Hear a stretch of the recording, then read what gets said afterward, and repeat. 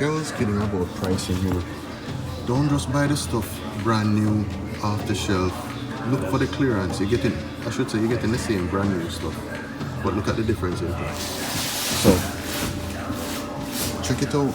Shop the clearance. Put them down in your garage or in your barrel until you're ready to ship. You don't have to buy it at regular price or even sale price.